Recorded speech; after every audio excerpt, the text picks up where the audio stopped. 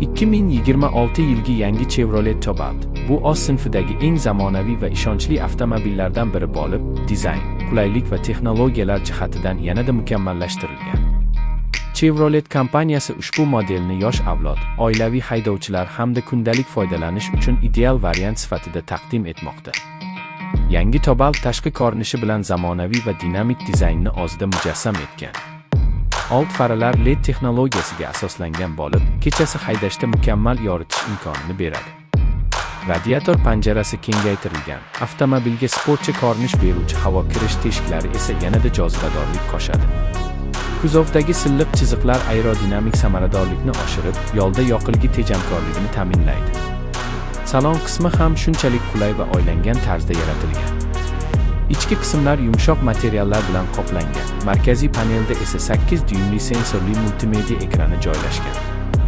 U Android Auto va Apple CarPlay tizimlarini qo'llab-quvvatlaydi. Bu esa haydovchi va yo'lovchilarga sevimli musiqa, xaritalar va qo'ng'iroqlarga oson kirish imkonini beradi. Avtomobil ichida konditsioner, sportlar va simsiz zaryadlash tizimi kabi zamonaviy qulayliklar mavjud.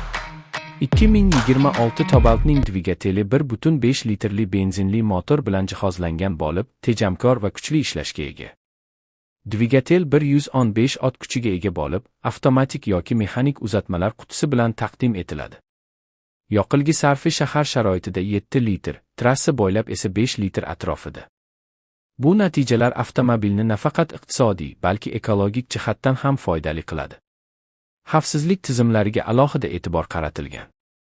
Yangi Chevrolet Cobalt 2026 old va yon xavfsizlik yostiqchalari, ABS, ESP, orqa ko'rish kamerasi va to'qnashuvdan ogohlantirish tizimi bilan jihozlangan. Shu bilan birga, avtomobilning mustahkam kuzovi va mustahkam shassi yo'l xavfsizligini yuqori darajada ta'minlaydi.